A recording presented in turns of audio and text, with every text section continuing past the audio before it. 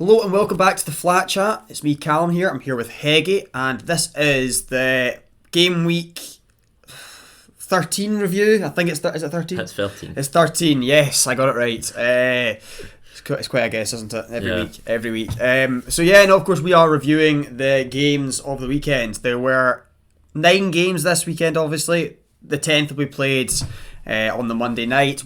West Ham against Bournemouth, I want to say. Yeah. So obviously we'll not be reviewing that. We will also not be reviewing the Spurs-Newcastle game that Spurs obviously lost.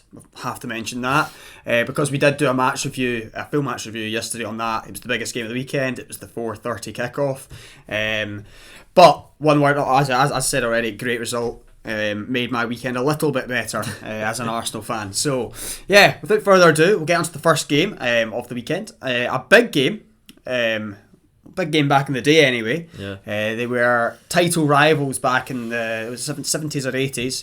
Relegation rivals this year. Perhaps. But yeah, that game of course was Nottingham Forest against Liverpool. And it probably was one of the surprises of the season. Definitely. If we're honest. Forest still rock bottom, but they now have themselves 9 points. Yeah. And with Forest, we're looking at it and I was thinking they're going to need to start getting picking up wins and wins from places where you wouldn't expect them to, because they're not getting wins against teams that they should maybe have a chance against. They needed this. A big surprise, beating Liverpool 1-0. What did you make of this? I thought Liverpool were just very poor from what I saw. I saw most of the first half and then I switched over to Celtic v Hearts because Celtic started to lose, so obviously I had to watch that. Yeah, fair enough. But no, Forest looked good the first half. First 20 minutes I thought they were the better team. Yep. Alisson kept them in most of the game. I'd agree. Forest had a lot of clear-cut chances just because of how high Liverpool's line is. And Liverpool did miss a lot of sitters as well, especially Van Dijk. I think it was twice he tried to play the ball back across when he should have just gone for goal. Especially the first one, that is awful. He did actually though have a really good effort saved right at the end. The 95th minute, was it? From Dean Henderson. Yeah. I think from Liverpool's point of view, they were only really a serious threat from set pieces. Definitely. If they were going to get a goal, that's where it was from, and that is a worrying thing to be saying, especially against Forest, who, by the way, defensively have looked a lot more sound recently. I think that's a third clean sheet on the bounce. I'm sure it is anyway. They were getting a lot of joy counter-attacking this Liverpool side, who did have 75% possession, near enough. Yeah, but it's what you do with the ball. It's not how much of it you have. Yep. And Forest proved that by getting the goal. Yeah, and it was a good finish as well from Awoniyi. Hit the post first time and then just slotted it in. Yeah. The ex-Liverpool man, I think he was there for 6 years, so it must have felt good for him. Great moment for Nottingham Forest as well, to take all 3 points away from Liverpool. Excellent for them. I think it really is for Liverpool. It's that high line. I think you've already mentioned it. It's getting them caught out, and especially when you're not putting away your chances down the other end. Exactly. That's the one, yeah. When you're scoring goals, it's good. When you're not, it's abysmal because you will leak chances every single game. Yeah. You're going to lose at least 3 big chances a game playing like that. For sure, especially when Gomez is one of the 2 centre backs. I know he's been getting a lot of praise recently just because they've had a couple of good performances. But you're forgetting the games against Napoli where he was absolutely shocking. He's no Matip, put it that way. No, he's not. They are missing him and Kanate massively, I would say. But yeah, Alisson did actually keep them in it for making up. I think the best one, I think the one where it comes off his upper arm, that's a definite goal. It's a great save. And he's the only one really for me this season that gets full pass marks in terms of the Liverpool squad and who's actually done well. Yeah, definitely. A lot of the rest of them have had really quite a lot of off performances. Even Van Dijk, for example. Salah again blanking. Great for fantasy though. Definitely. Because I don't have him, and some people have him captain.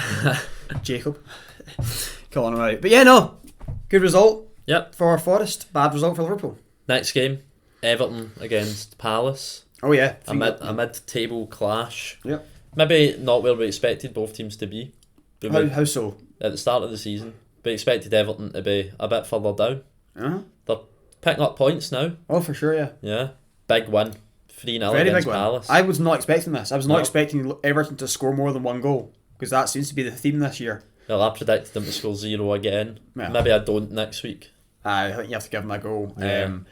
Top performers though. Iwobi. Again. That I don't know how he's become this good. I knew with at Arsenal there was always glimpses of him. You know, he's fast feet, he works hard. Good shot. Good. No, I think he's got a good shot. no, that's not what he was. It wasn't a good shot. At Arsenal. He was drippy baller with no end product. That's what he was, and he's beginning to add things to his game, and he's definitely doing that at Everton. They found a role for him, sort of like a box to box midfielder. He's been excellent for them.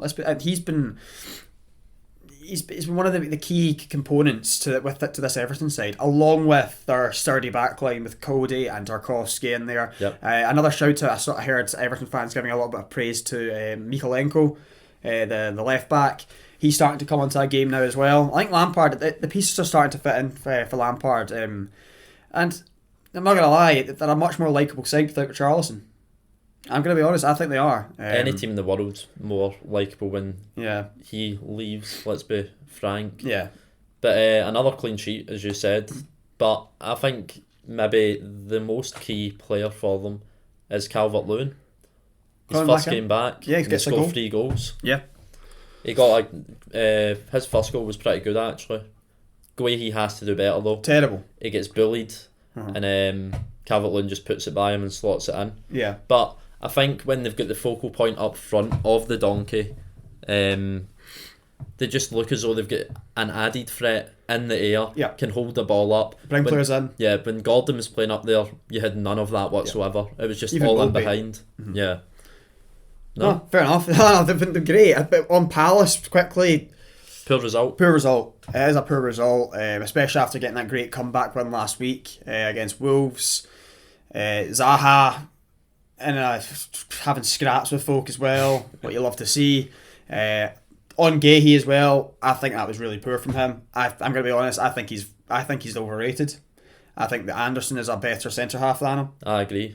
But he's obviously young. He's got a lot to learn. He's got to beef up a little bit as well, doesn't he? Aye. It's crazy to say that about a centre half, but I'm sure he'll get better. But I think he's a wee bit overrated for me for now.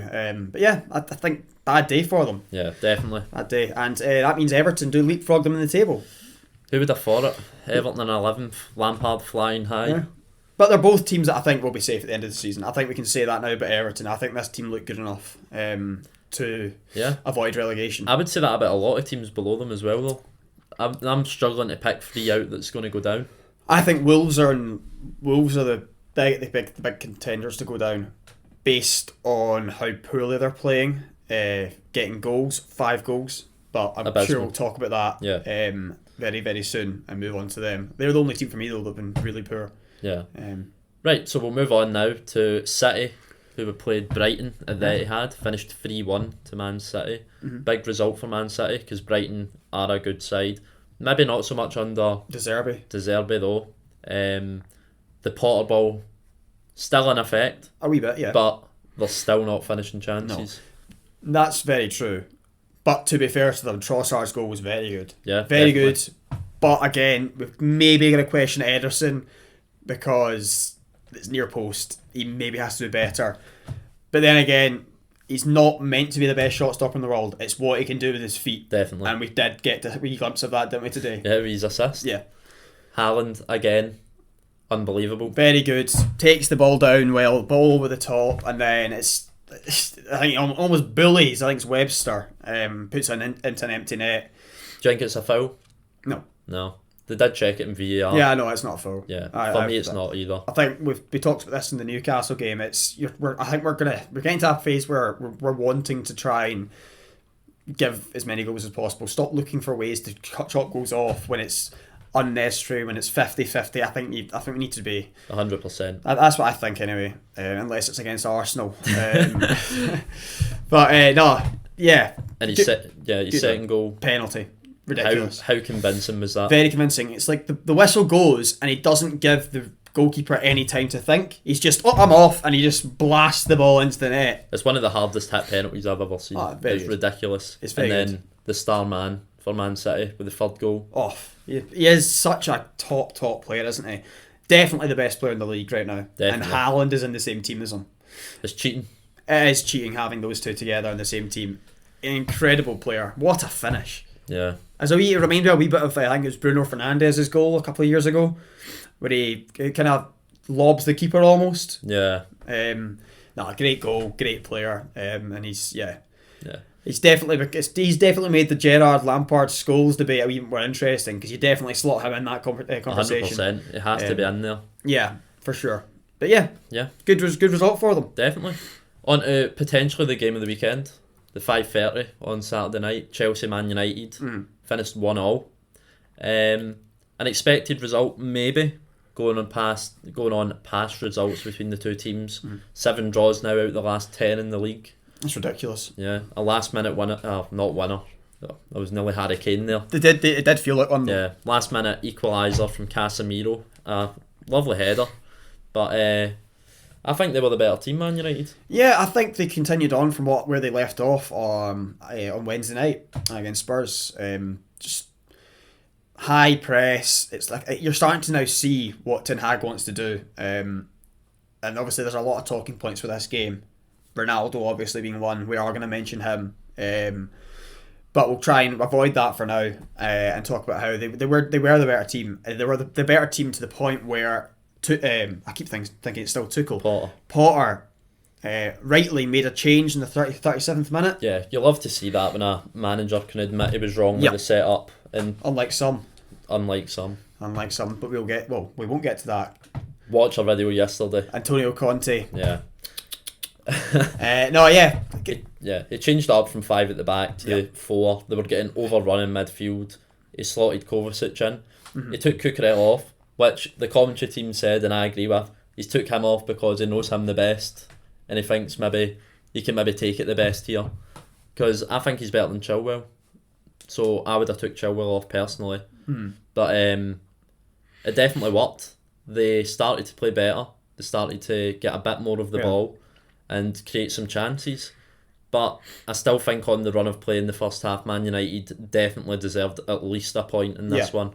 Yeah, that's fair. I think the big thing with Man United is, we've already mentioned how they're starting to play Ten Hag's football. They're starting to press high, win the ball up on the pitch, and create chances. But that's the key thing. They're struggling to create clear-cut chances. They're taking pot shots at goal from 30 yards. Yeah. That's what the problem is. But they are creating a high volume of chances, just not top chances, what we like to think are top chances. But yeah, they'll probably take a point, both of them, especially after Chelsea getting their penalty and Man United obviously going 1-0 down.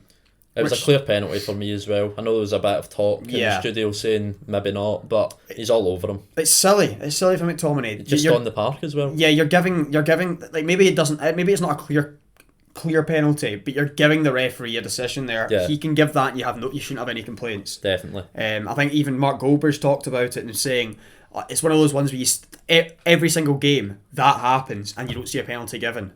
I think you have to give penalties for them. I think you're right. I think that's a problem with the consistency of our referees more than anything. 100%. It's not Man United being cheated here. It's just don't do it. Yeah, because you run the risk of giving away a penalty. Yeah, the ref was right behind it as well. He's just looking straight at it. It's just so silly from McTominay. Maybe a bit of immaturity. Yeah. But then of course Casemiro did get his equaliser, as we already mentioned.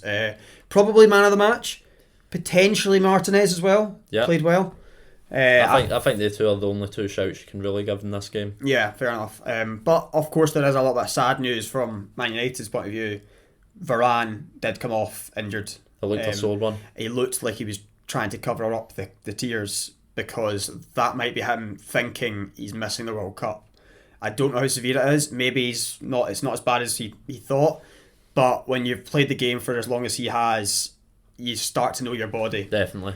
And I think, that might be him out. It's bad news for Man United and for France. Definitely. Of course, for him. He is their best centre-back. Definitely. And I think with Martinez as well, Martinez is a better player with him next to him. And I think Varane's actually a better player with Martinez now. Yeah. I think we can now say that. It's actually quite a good partnership. They're two competent players. Yes. Unlike other centre-halves at that club. Linda Doof and who else got... Harry Maguire. Aye. Yeah, I don't know why I did that, but I did it anyway, so I hope you enjoyed. But of course, yeah, we have to quickly mention Ronaldo.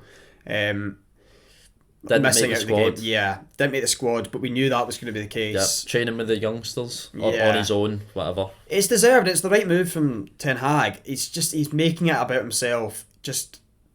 I understand he probably wants out of the club, doesn't he? But don't try and force a move this way. You're better than that, Cristiano. You are. I know he is. He's getting desperate though because of the stage of his career he's in. Yeah. No, I think you're spot on there. He is. 38 now. Yeah. Is he? He's got 1 or 2 seasons left, probably. Yeah. At the top level left. But he's not been playing well. Yeah. You can't be strutting about like this. Mm-hmm. But he has. Yeah, but he obviously is going to get some people supporting him and things like that, and thinking, well, look at the chances they're creating. If he was on the pitch, he would have scored those chances. It's like, they don't create those chances with him on the pitch. It's the work that Marcus Rashford does off the ball. It's the runs he makes. Yeah. It's the hard work he puts out there. That's not what Ronaldo's game is. Ronaldo needs the ball in a sixpence for him, and that's when he can put the ball in the back of the net.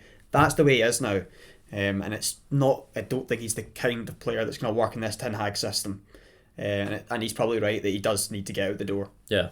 So, yeah, enough about that. And we'll move on to the Sunday games. Yes, we'll start with Villa against Brentford. A manager bounce. Not a new manager in, but a temporary manager. Yeah. It's all you can really say about it, because it has to be 4-0. 4-0, wow. Yeah. Coming off the back from a 3-0 defeat during the week. Yep. They started this game electric. Yep. Against Brentford as well, yeah. who are no slouches themselves. They've been pretty good this season. Yeah, they're 10th in the league, top half, playing well. But Villa just looked the better team from what we saw. Yeah. I think they created all the chances in the game. Yeah. Leon Bailey had a great game. Yeah. But they get 2 goals and an assist, or 1 and an assist. One and an assist, yeah. Yeah. Ings obviously get 2. Yeah. Penalty, again, another silly one, similar to McTominay. At least they're getting given in multiple games. That's true. I do need to mention, though, that it was horrendous to watch the game because of the sun for all the goals that Villa scored, because it was obviously in the first half most of their goals were. You couldn't see the ball. It was dreadful. And if the keeper might not have saw the ball either, Real. Yeah. I mean, he's getting I think it was one where Douglas Luiz whipped in a corner. He loves to go for a goal. He's got this thing now. He did it against the Arsenal, scored, and he's just he's got a semi from it or something. But he nearly scores again. Yeah. So fair play to him. But Real made an excellent save. Just tipped it onto the post. Again, he might have been blinded a wee bit by the sun, because I know I was. But yeah, it's a managerless bounce. Yeah. Put it that way. Do you think Villa will start to fly up the table now? Because I think if they play like they did today, they have to fly up the table. I don't think they'll get relegated. I think a big thing is, who do they appoint now? Poch has been mentioned, but with a potential vacancy at Spurs, that might not happen. Maybe our boy Scott Parker. No, I don't see that happening. No, not big enough. No, I don't think they'll do that. He's already been sacked this season. Yeah. Why would they bring in a sacked manager? But is he better than Gerrard? I think most people are, though. Yeah, true. Range could do with him, though. I would take him back. That's how desperate it's getting. You need Mick Beale, though. Yeah. You do. You need him as well. He's not leaving QPR by the sounds of it. That would be some story if Beale decided to leave QPR for Villa. Yeah. He says no to Wolves, but he'll go to Rangers instead. Yeah. No, if he went to Villa, he's replacing his old... Oh, that would be good. Yeah. No, you're right, actually. But yeah, good result for Villa. And for their fans, I hope they can continue to play the way they did, because it was really, really tough times for them with Gerrard at the helm. So yeah, wonder what Gerrard does next. Back to Rangers, please. No. Come home, Stevie. I think he needs to take a wee break from football at the moment. Yeah. I think that's what he needs to do. Just go on holiday. Yeah, that's what he needs to do. He can go on holiday with Conte. Two of them can go on holiday and talk about what they did to their clubs. They just destroyed them, rubbing their hands together. Tottenham are still third. I know, I'm just being mean, okay? Yeah, I know. Just let me be nasty to them. You need to kick them down. Yeah, because I'm about to go on to Arsenal, who did drop points for only the second time this season. But we're going to that game next? We're going to that game next. Arsenal won, or Southampton won, Arsenal won. Disappointing again. It was disappointing. The same as last week. Sluggish. Yeah, I think they were still worse last week. Yeah, because that first half, Arsenal could have been 3 or 4 up. Yeah. They were creating chances. They were on it. I was like, this is brilliant. But the big issue was we were only 1-0 down. 1-0 up, sorry. Great goal, Granit Xhaka. Great move, actually. Ben White and Lusaka. I thought Ben White was excellent in the first half, and Saka as well, and of course Granit Xhaka as well. That goal, it was brilliant. Right foot again. Yep, right Love foot. to see it. 2 in a row. Yeah, but Martinelli was a threat. Top player. Top player. Partey was probably the best player on the pitch though, that first half. And then half time came, and it was just Southampton straight away started better. It was just exact same as last week. Yeah. He's come out from half time looking unbelievably Jaded. poor. It was odd, very odd, and I don't know what happened there. Because there was no intensity. No one wanted to get the ball forward. They started to try and cut out the passing lanes from the centre backs into Thomas Partey because they knew he was having so much success in that first half. That maybe was something that kind of caught Arsenal off guard. I think that'll be a game plan for a lot of teams to take in the coming weeks. It absolutely stifled your attacks. Yeah. Because the first half, Partey just got the ball and did what he wanted with it. He had no pressure whatsoever.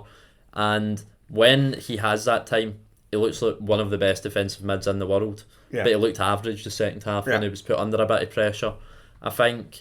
Well, the pressure's not the problem. Yeah, the movement in front as well. It's not the movement in front. It's not. I don't think the problem was when he had the ball. It was he couldn't get the ball to him. Yeah.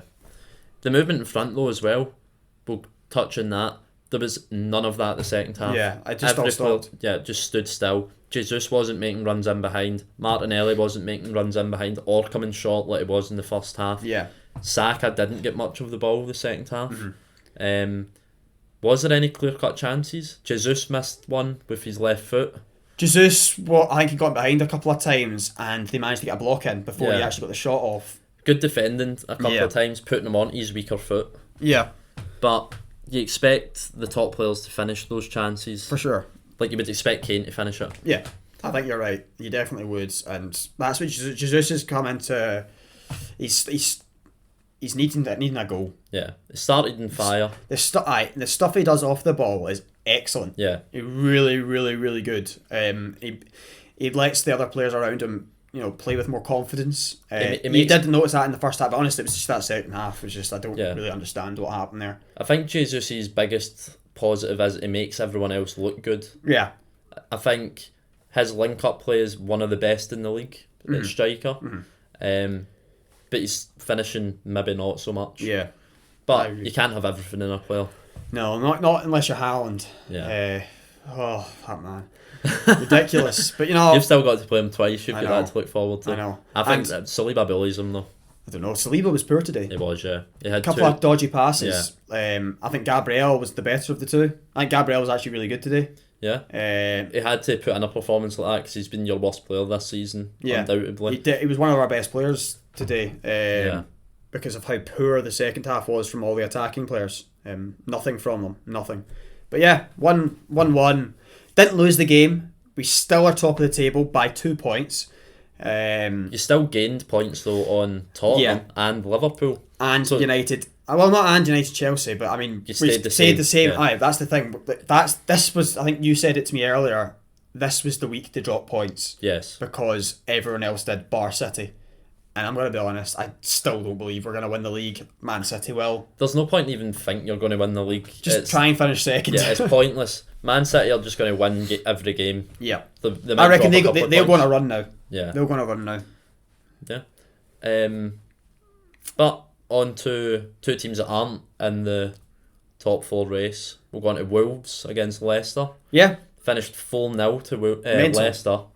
Wolves still not scoring goals. 5 goals this season. Still not scoring goals, but if you're looking at it and you just completely chopped off the goals don't count. Wolves were the better side by a long way. Did they not have 25 shots or something? Something like that. Leicester had 5. Yeah. And scored had 4. more of the ball, more territory, but the issue was they can't put the ball in the back of the net. Yeah. And then somehow they shipped 4 goals. Crazy result. Yeah.